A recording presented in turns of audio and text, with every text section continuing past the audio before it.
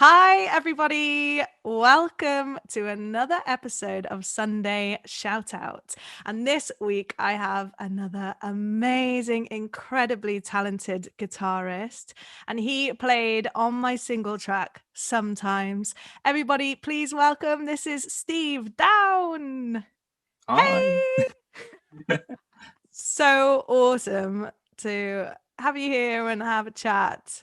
And I was so excited to have you on this track. So thank you for playing on it. My pleasure. I love this track. I like hearing the mix of it. Yeah, the mix is incredible. Absolutely. Oh, thank you. Yeah, this was another track that me and Fabian made together. This one just has something else about it. I just love it. I absolutely love the sound of the track. That the kind of the bounce that's in it is really, really cool. You definitely you definitely captured that. The guitar part in it, I had to remind myself of like how I did the guitar part in it, and because I was listening to it going, that guitar part, how did I play that guitar part? I tend to do that sometimes. Like I kind of like make a rod for my own back with guitar parts, where I kind of like make these guitar parts, and then when it comes time to play them live, I'm like, how the hell do I do this live? And so I kind of have to go back and look at so I went back and opened up all the stems. It was in my Dropbox folder, and I kind of set it to just be offline because it was a large file. And just went back in and looked at the guitar parts and was like, oh, this is really, really cool. And I think you were saying, was it July that I think it was about this time last year. We were talking and about working on some tracks together. And I was away in Vienna, you were in the UK, and it was lockdown. We were still in lockdown at the time. So we were communicating online and it made sense. And it's quite easy to record remotely, digitally. So you landed it down, sent it over to the studio. And it's just so cool to listen to it.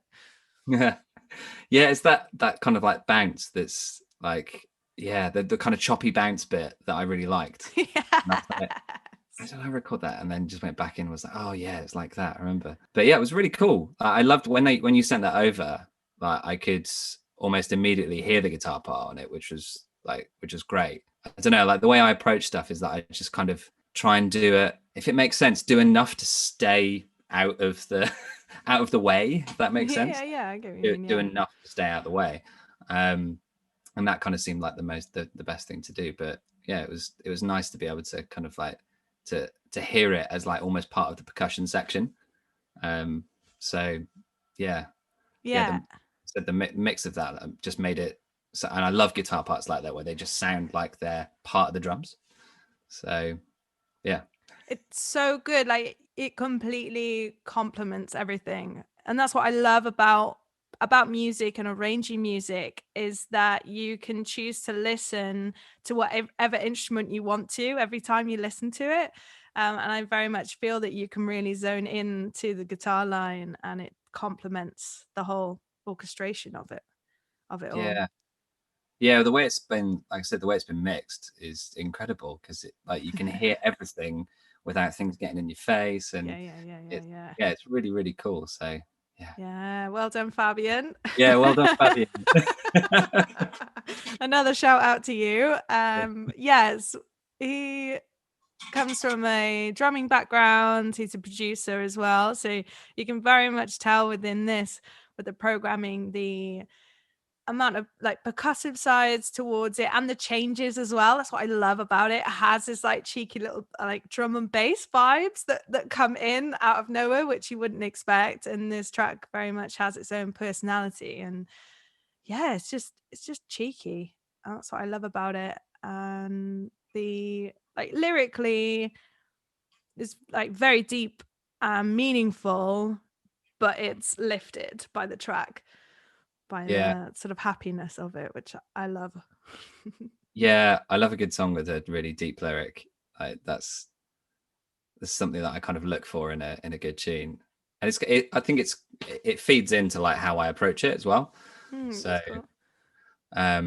Like if I can kind of connect with how the song was written and like what the point of the tune was, if that makes sense, then, you know, or maybe what inspired the tune or whatever, then I can kind of go, okay, right, well, this, you know, with this guitar part I'm thinking of might be inappropriate to put over the top of that, you know. You know, so like when, you know, when it gets to that chorus part, then yeah, that's what, you know, what needs to be there. So it was easy for me to kind of think, oh yeah, that's an appropriate guitar part to put there. But yeah, lyrics are, I wish that I could write lyrics like that. Oh, really? say so much Oh, in like thanks. one sentence. Like I think Oh. like poetry is something that I absolutely love, and I can write that, but I can't say everything in a really small way. It's almost like haiku, you know. Like that's kind of like that. I think that's like what maybe what songwriting is. It's like the equivalent of haiku, where you've just got like a really short little bit that says tons and has like, you know, like an infinitely bottomless pit of, you know, of meaning. Wow. I never really thought about it like that. And thank you so much for saying that about my lyrics. I wrote it right in the middle of lockdown. It was speaking to me. Those lyrics completely hit me every time I listened to them. This is a very brave like step for me in vulnerability and just being brave to expose like how I was feeling at the time when I wrote them. And it's great to feel connected and be in that position to just write it all down and sing it. It Yeah. feels good. Yeah, so it's like long, hard first lockdown. I remember that being really hard. That first one. Yes. Yeah, it was the shock of it. Yeah. I think everyone was in panic mode, wasn't it? It was like, you know, Yeah, where have our jobs gone? Where's yeah, my life going? And yeah, we had to kind of find our own individual paths to get through that. And that's when I found to the writing side of things was very much my therapy in that sort of sense. It's like the expression is coming out of lyrically and musically and writing. yeah. I was just about to ask you that. I was going to say, it was like that. Was that kind of a therapeutic thing to write that tune? Was it kind of like one of those there's before that song and after that song kind of things? You know? Yeah, completely. I think that's why when I listen to it, it has such a special meaning to me because it is that it's always great to have your own personal mantras. The way you speak to yourself is really important as well, and how you take care of yourself. So, yeah, those lyrics are very much, and the whole writing of the album was therapeutic because I was only going over, I thought, to Vienna for about 6 weeks when lockdown first happened, but I ended up being there for 6 months. But it was like the Yeah, best 6 months because I just dived into the songwriting. So for me, yeah, I had a distraction in a way, but it was a distraction with a purpose to finishing the album. mm, So yeah, of course, there were still like hard times within it, but there was something to work towards, to yeah, take away from the craziness outside in the yeah, real world, so to speak. Yeah. yeah. It's mental to think like back, like what it was like during that first like few months, because Did like you yeah, it's crazy. Like did you have like things that you did that helped you during that time?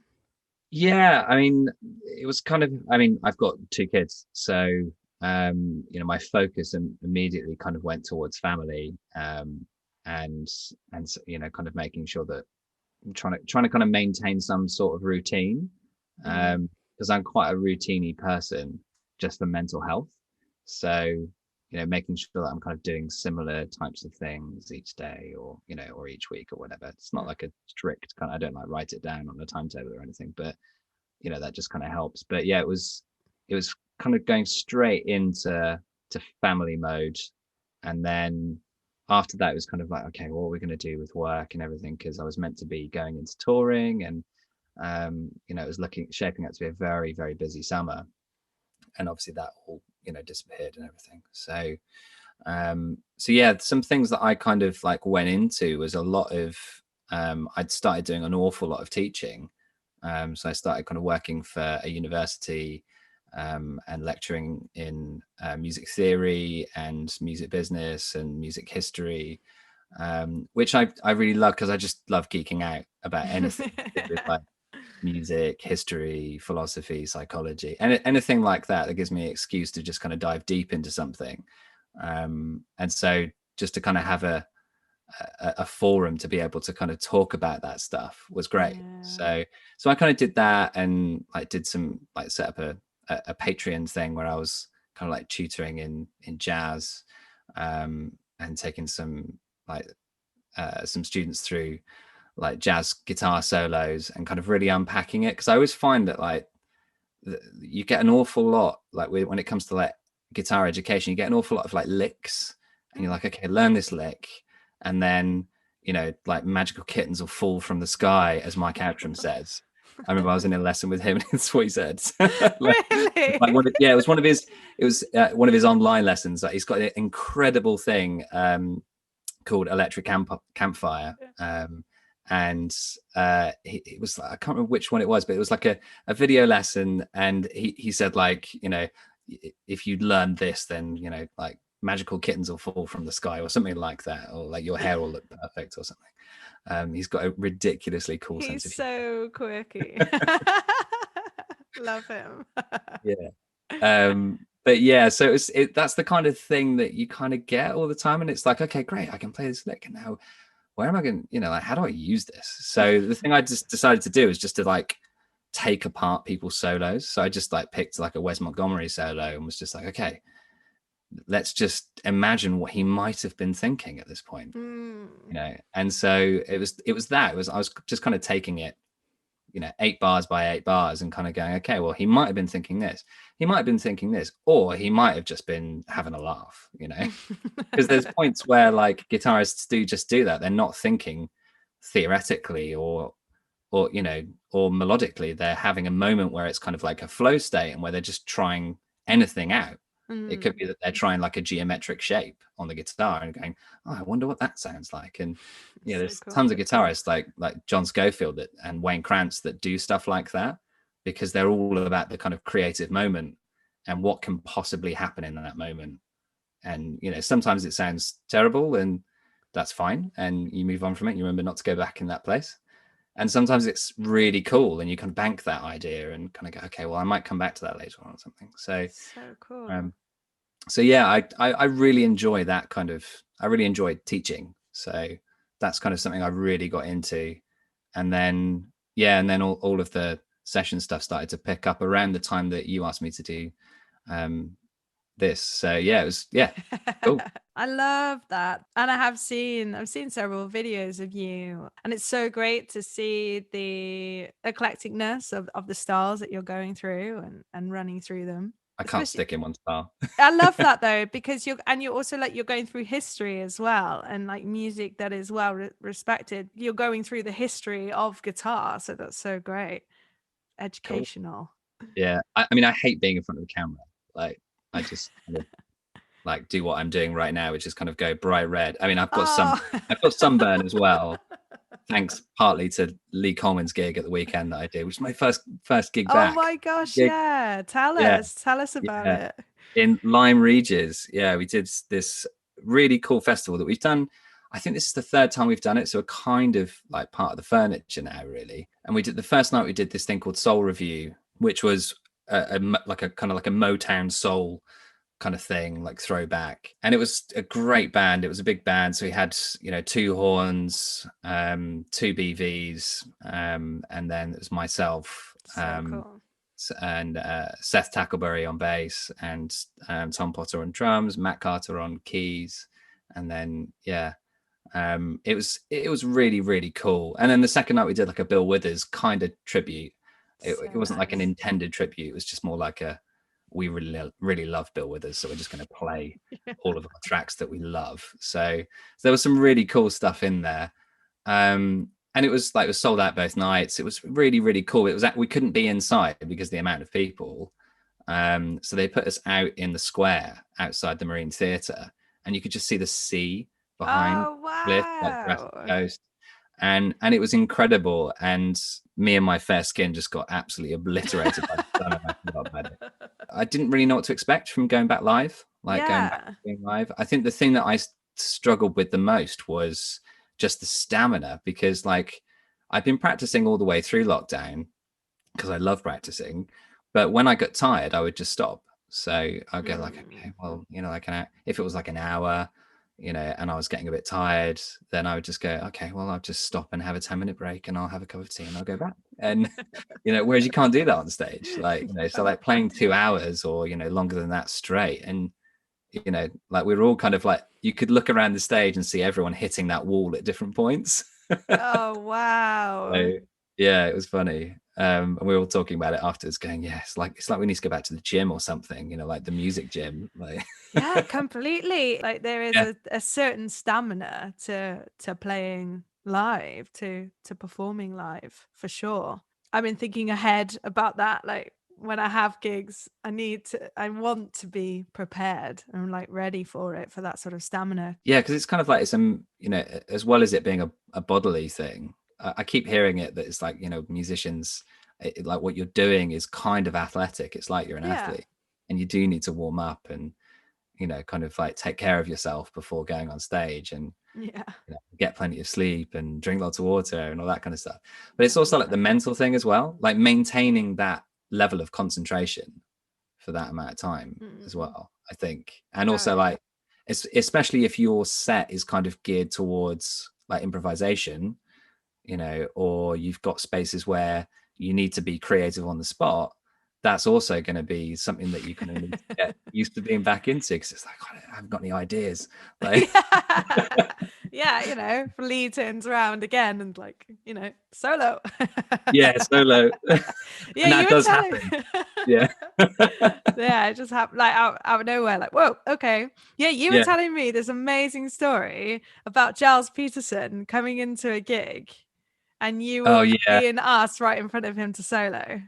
Yes. Yeah. So I can't remember when this was. What year? It would have been a year when I had more color in my hair for sure. But yeah, it was. I think like Lee had released an EP and we were promoting it, but it was at the 606.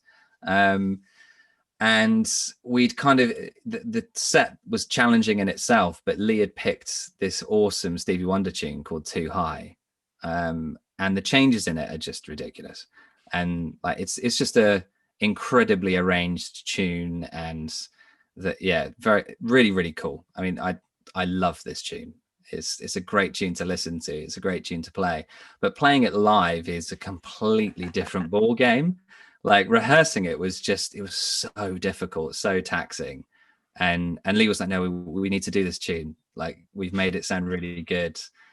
And like I think we played it through in its entirety, because we kind of really focused in on certain sections. We only played it through in its entirety like once or twice, I think. Like and yeah, we were playing the gig, and Giles Peterson and Huey from Fun Living Criminals walked in, and I think Lee had been chatting with Huey, so he was invited, but I don't think we expected Giles Peterson to turn up. And yeah, Lee looked over at me and was just like, I mean, I'd noticed he'd walked in. I don't know whether Lee had. He looked over me and was just like, oh yeah, you take a solo. We got to that point in the song where it was like, where are we going to take it now? Like, okay, you take a solo. And I'm like, over which bit? Like, so it's one of those kind of like really fly by the seat of your pants where you kind of immediately go, oh, everything tenses. You're like, what am I going to do? But yeah, I mean, apparently I didn't speak to Giles Peterson at the end, but apparently he came up to Lee and said that he'd never heard that tune done live and that we did a really great job of it. So yeah, it was really good. Yes, get in, love it. Yeah, not every day you get that opportunity.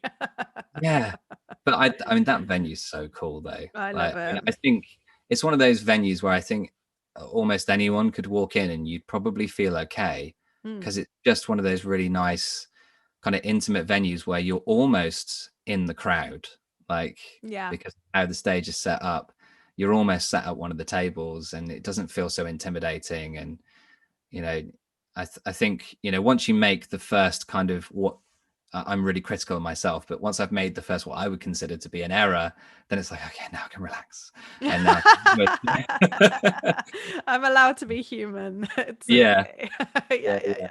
So what was the tour that you planned to go on? So I was meant to be going on tour with Joss Stone. And I think how exciting. Yeah, it was fun. It's fun. It's a great band. It's a really it's always a fun experience. I was looking forward to kind of doing tours that, you know, where it was like a new chapter in the touring schedule, because we've been doing this total world tour before that, you know, where we were hitting every single country in the world. And, you know, it had finished.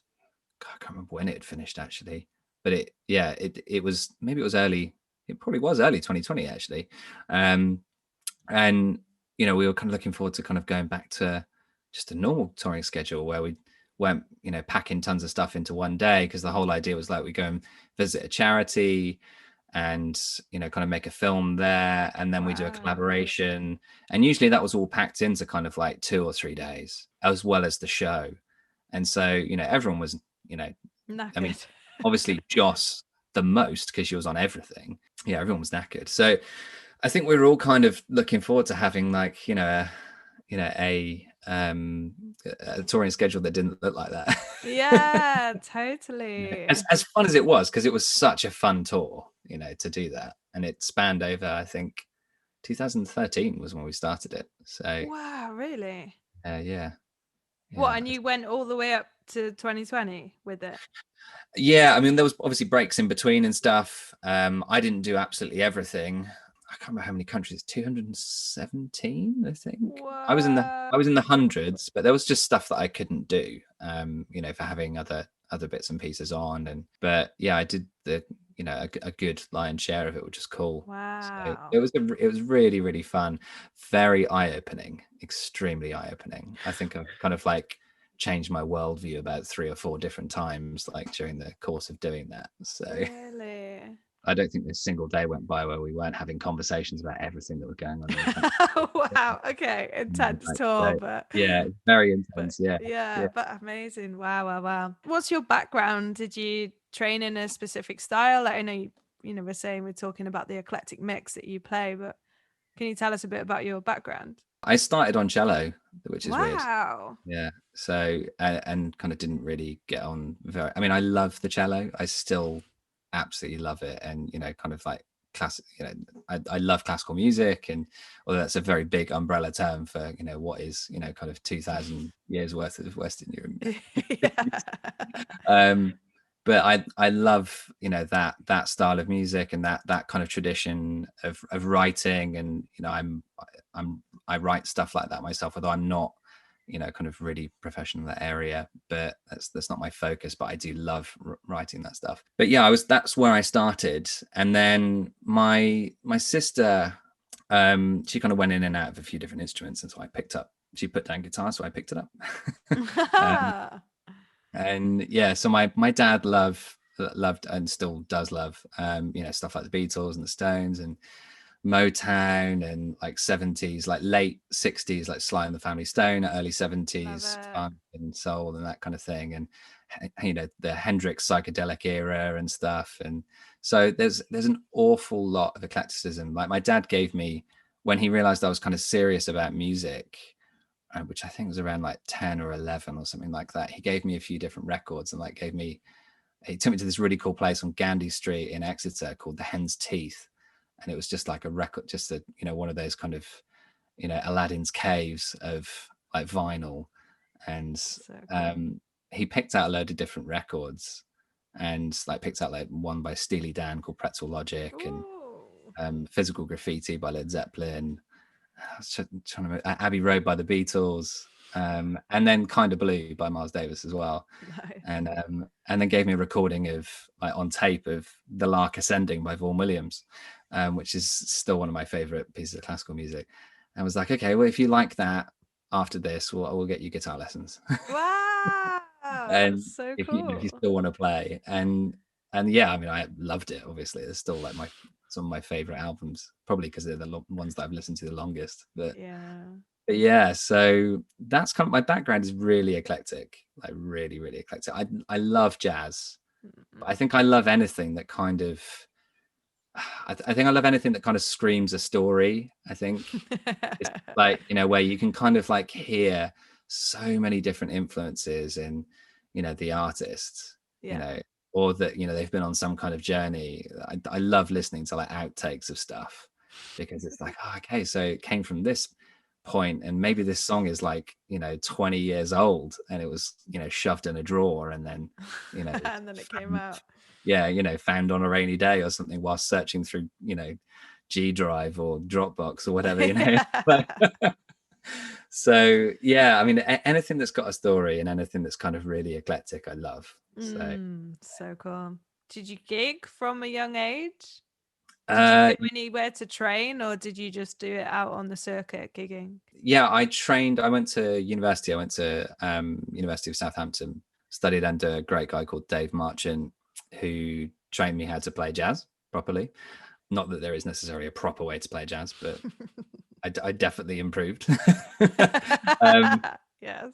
So yeah, I went to university, and then I came out of university and was looking to do like a master's course, and kind of got accepted by Leeds College of Music, and then never did it. Like I deferred for like 3 years, and I mean, bless them, they were so patient with me, because I was like, oh, I'm really sorry, I'm getting loads of work, and the guy that was there was just saying, it's fine, just take the work, get into the music industry, and if you're ready next year, then come up and do it next year. And I never went back. I didn't know. I never did it. So I mean, I've been thinking recently, like, oh, I'd love to go back into a postgrad, Wow. But all alongside that, all the way along, I was gigging. Like my first gig was in like a metal band, where I was the youngest person. I remember putting my guitar behind my head. I was 15 years old. I remember putting my guitar behind my head because I'd learned this trick that was from like a Thin Lizzy record or something like that, where like Gary Moore had put his guitar behind his head and played the solo. And I was like, oh, I want to do that. And I mean, it was such a dumb idea because I was playing in this place called the Cavern, which, obviously from the name of the, like in Exeter, the Cavern. I was going to say, not the Liverpool Cavern. No, that would have been better because the Cavern that's in Liverpool actually has higher ceilings than it does in Exeter. And obviously trying to put the guitar over my head, I was kind of having to bend down to do it. Oh my God. Yeah, it was I mean, the things you do when you're 15 years old, right? Like, but yeah, I mean, I gigged in so many different styles. I was just up for kind of doing anything, really. So and that's good. kind of what I ended up doing, was just playing in lots and lots of different bands, lots of different situations, and that's still what I do now.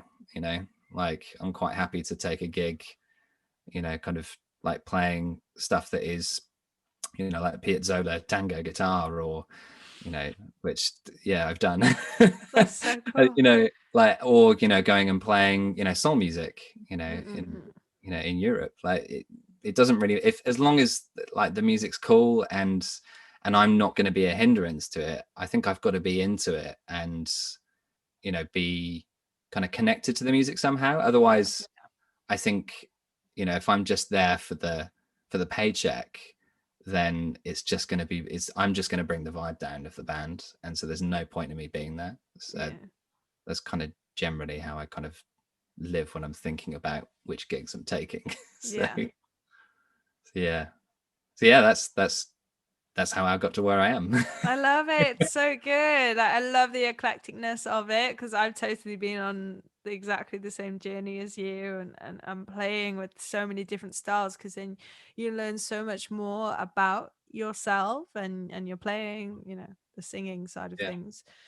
And it's fun, just like life adventures, which is really great. And then also it's a great experience then as well. Like you say, you need to be in it. You need to feel like you're, like you can bring something to the music. So I think that's what's so great about being eclectic, is that you can kind of shape your way as you go to your preferred vibes, because all the tracks on this album now are so eclectic and they have their own personalities. So it's just exciting, and it's great when you take influences from other bands. Well, no music exists in a vacuum, is it? Like no, I mean, no art exists in a vacuum. It's like it all takes influence from everywhere else, and it wouldn't be what it is without those kind of influences. It's kind of like that whole kind of like weird thought experiment where you think about taking a time machine back and make sure you don't step on anything, because if you step on that small little dinosaur and kill it, we all might be kind of, it might be raining donuts instead of water in like 2020. But like I was like, when we were doing the Bill Withers thing with Lee, like Lee and I both loved this particular live in the studio thing that Bill Withers did in the 70s for the Old Grey Whistle test. And the musicians that he's got behind him, like the guitarist is very clearly a jazz guitarist. You know, he's just sat there like laid back in his chair with like an arched top and a flat cap on. You can imagine it. And yeah, like, and the bass player is like in a reclining chair, and he's like literally he's sat like, and the bass is just kind of resting flat, almost kind of like, you know, like like horizontal, you know, on his chest. And he's just, I mean, it looks like someone who could not give more of a damn about the gig, but yet it's funky as. And like those guys like are obviously, you know, like they're jazz musicians, but they bring something to that Bill Withers sound. And you wouldn't say Bill Withers is jazz, but it brings a certain thing to it that, you know, I think is so important to his music. You know, like the guitar lines that you hear behind Grandma's Hands and so you know, good. is like, you know, the kind of approach is like it's a jazz guitarist's approach. It's someone who loves Kenny Burrell, you know. So you know, and like the chord that you get at the end, it's like, no, that's not a rock guitarist playing that. You know? So yeah, it's I don't know, I love stuff like that. Yeah, and make your own music and make your own kind of path your own way. it's like, I think some of it's like with that kind of thing as well, like having a goal is really, really cool. But I think a lot of it's about like the journey getting there. Yeah. Like, I think it's that whole, like, have you seen that Pixar movie Soul? No, I haven't. I need to. Yeah, I mean, I'm not gonna. I can't. Okay, I can't go any further because I think I'll ruin it for you. But it's that whole thing of like, I mean, it's kind of based on. This is me being super geeky. Sorry, and it's nothing to do with music. But there's a philosopher called Jacques Lacan, which is like one of my favorite. It's like philosopher, psychologist, and it was like contemporary of Freud. And it's this whole thing of like, it's what's called like traversing the fantasy, where basically like if you kind of like have this goal that's in mind that's kind of like here, and you're just bent on that, you know, and then you eventually get it, you're like, you know, it's the dog that's chasing the car that actually gets the car. What do I do now? Like, you know, and like I've had that a couple of times where I've just been like, oh, okay, well, you know, like, and so like now I'm kind of like, I don't really want to achieve all my dreams. I just kind of want to try and get there. You know, yeah, you know what I mean? Because I think you like the journey is more interesting than the destination sometimes. I think. Like, hell yeah, it's taken me years to actually get to that, and I think I'm still working on that. Is enjoying the journey, and to really take it in, to take everything in, and to enjoy where you're at right now as well. Don't self-compare. Don't self-compare. You are who you are for a reason, and you're great as you are. So keep going. yeah, exactly. I think it's about kind of just enjoying, trying to kind of be mindful of the moment, isn't it? Yeah. You know, like, because I think like, yeah, like one of mine was like going to university, and then as soon as I kind of like completed it, it's like, oh my god, what do I do now? Yeah. It's like, you know, like, you know, my whole educational path has been building up to this moment, and then I kind of finished it and I was like, well, that didn't feel like I thought it was going to feel, you know. So interesting, isn't it? You know, like I thought I was going to grow wings or something, you know. Wow. It is that though. It's like perception, isn't it? It's like perception over reality, because sometimes we do dream up these like golden like fantasies and things. Yeah, it's just like living in the reality moment is actually pretty good for us and should be healthy. Yeah, exactly. That's the whole like idea of like the traverse the fantasy, like the kind of thing where you just basically you kind of realize that your particular perception of that goal is kind of unobtainable, not because you're not good enough, but because your head has so many variables.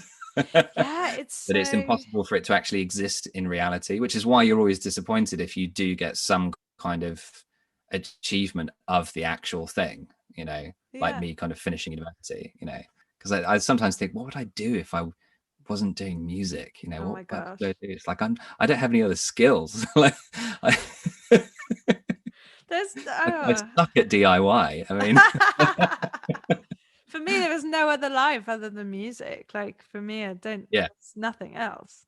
Yeah, exactly. Yeah, I don't think I could do, and I don't think my personality type, my character would suit anything else. I think that's why it's been so like devastating for the music community to have this amount of time out. So it's super exciting that gigs are happening again, and I feel like people are going to appreciate it a lot more, and there's going to be a buzz about it, I think, as well. And when do you think your first one back will be? The big one is going to be my album release. That's Nice. going to be the biggie. I mean, it makes me think, like, going back to the track, like it makes me think about how I would go about doing like the backwards bit.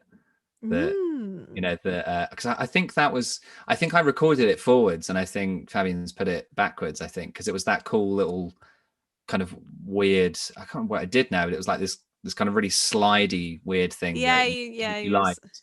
Yeah. And I think he's put it backwards, which is super cool. It sounds better than it did when I played it forward. But I'm just kind of thinking, how the hell am I going to do that live? Well, I mean, I was kind of thinking, I was like, maybe I can record it as a, you know, as a loop beforehand. Yeah, as a loop, as a sample, so you can trigger. Yeah, because I think we're going to have a lot of like drums wise as well. There's going to be triggers like electronically with the live setup. And that's what the whole album is very much that program with the live instrumentation. So yeah, the sample, like ding, trigger. Yeah. So this is where like the Kemper comes into its own, because like the other tracks that I recorded on Few have got completely different sounds. Yeah. I just had a normal amp and a pedal board. I'd just be doing a pedal board dance the whole way through. I love it. I love it though. It's super exciting, like to actually think about how you're going to put the pieces together. Yeah, it's really exciting because you are on another track. People don't know about this one. This one's secret. Oh yeah, sorry, I just read it. No, you haven't said the title, so it's okay. So, but yeah, this one will be revealed, and Steve's also on that one, and it's track number 3 on the album. Yeah. Awesome. So yeah, when the album comes out, people will be like, we know what that one is. Yeah. Like, I think like imagining playing this stuff live is so weird. Like this image just came into my head. Do you remember when like you were a teenager and you were just like, before you got your first gig, and you were just imagining having your first gig, just playing in your room to an imaginary audience? I mean, maybe it was just me, but you know, and like it's kind of, I just wonder about people doing that in lockdown, whether people were doing that, whether musicians were doing that. Had to imagine playing to, it was like they're reliving their teenage years. My gosh, yeah, bedroom concerts, isn't it? I used to do like concerts in the living room, like with my best friend Imogen. We used to like do these shows where we do like Spice Girls and Five, S Club 7, and we'd like get all the choreography sorted. We'd learn it all in the whoever's like house we were in their bedroom, and then we'd all come down to the living room and get everyone all in, like sitting on the sofas and like pressing play on the track and stuff. Did you do like a walk on stage? Like get the costume going and everything. Yeah. We were like 10 or something. So yeah. Yeah. Oh, man. It was good. I'm sure there will be people for sure. It's just a really funny image to think about. Yeah. Thank you so much, Steve, for being involved in this week's Sunday shout out. It's my pleasure. It's been great to chat. It's been great to be here. It's been so good. Thank you. And I'm so thankful that you're on the tracks on the album, and got to plan some live stuff soon, definitely. Yeah, well, thanks for having me. And yeah, I really hope like the rest of the the next single and album and everything all goes really well, because it should, because it's a great project. So thank you so much. Thank you. I'll see you soon. Bye. Take care. Bye.